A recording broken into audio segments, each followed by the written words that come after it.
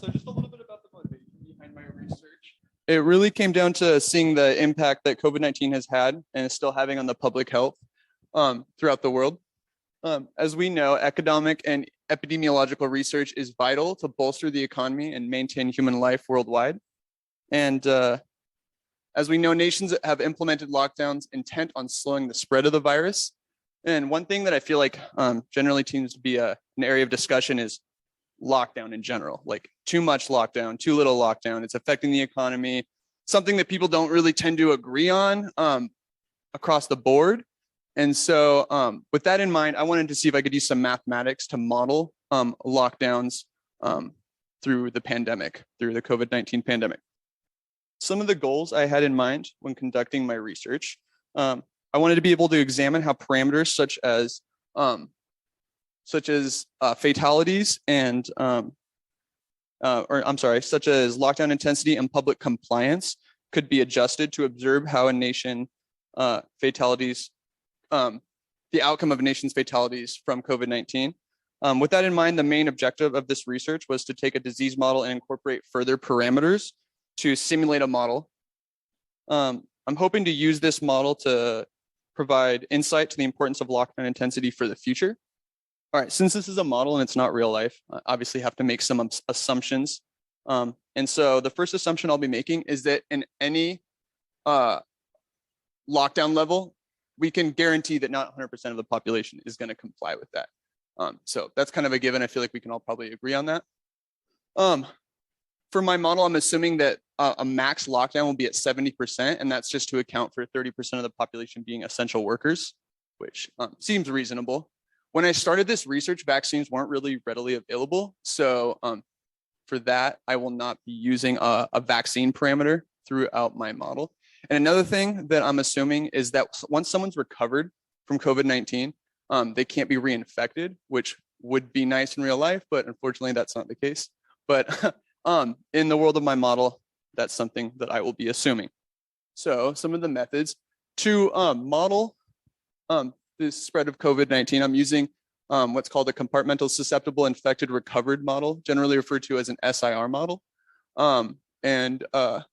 A deceased group was added, making it an SIRD model. And we can kind of see the flow of the model here. As individuals move from susceptible to infected, they can only move into either recovered or a deceased group. And the SIRD model is depicted as a system of differential equations. All right, I know this looks kind of scary for some of you, but bear with me. This system of differential equations is just the model of the spread of the disease under lockdown, and beta in this case is set to 0.2 and gamma is set to 1/18 to account for an 18-day recovery. These parameters were taken from similar papers when I was conducting most of my research. There might be papers using slightly different parameters, but this seemed to be common numbers when I was beginning to do this. L is dependent on time and is the population percentage under lockdown. And again, I said that would be between 0 and 70% throughout my model. Theta is the obedience level of the lockdown. I have adjusted that in my research quite a bit to look at different outcomes under different obedience levels. But for sake of time and in this presentation, I will be assuming theta is 50%. So across the board, 50% of our population is abiding by the lockdown. And phi is a death rate function that is dependent on the infected number. And I won't go too far into that. That's kind of a cool little function that I added in that kind of is determined by like hospitals being overcrowded. But yeah, pretty cool. So if you notice, theta is being multiplied against, if you look up in the susceptible population up top, is getting multiplied against our lockdown. So that gives us the amount of people that are actually obeying the lockdown. And 1 minus that is the amount of people that are not obeying the lockdown. And I'm multiplying that by our susceptible and infected population. And if I lost you there, that's okay. Just a little bit of background on how that is working right there. So awesome. So I solved this system of differential equations using software. There we go. Software MATLAB. And I simulated it over a 365-day period. Our our lockdown parameter is set to 0% in this case. And for those of you who aren't familiar with SIR models and how they work graphically, our susceptible population is the blue line right there. And if anybody's colorblind, I apologize. The susceptible population is the blue line, and it's starting at 100% and it's moving down as individuals move into the infected population. And we see that the recovered population after the 365-day period is almost the full population with a few casualties, unfortunately. And this is, with this outcome of zero lockdown, we see a max infected of 36.2% of the population. And we end up with only 2% deceased. Might not seem like a lot, but there were 100 people in a room and 2 of them ended up dying to COVID.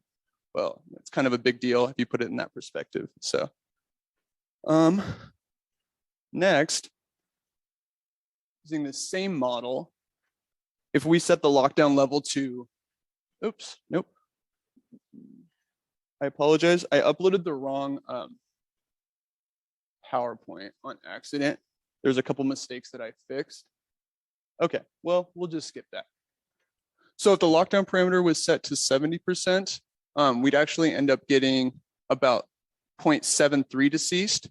And this is actually not the wrong plot for this information, so I apologize. Again, I uploaded this really quick and I got the wrong one. So, but the cool thing about this is we see a small flattening of the curve, of that infected curve. And when you hear people talk about flattening the curve, this is generally what they're referring to. So yeah, definitely a huge change from the 0% we had earlier. I had some more slides showing like 35% lockdown. I apologize that I don't have those in here, but that's kind of how the dynamics of that model are working out under lockdown. This was supposed to be the 70% slide. So we see a definite flattening of that curve over time with more lockdown. All right, so the next step was to create a cost equation. I'm still working on this currently. And the goal of this cost equation is to minimize current costs brought on by COVID-19 per person during a lockdown. And R represents the annual discount rate.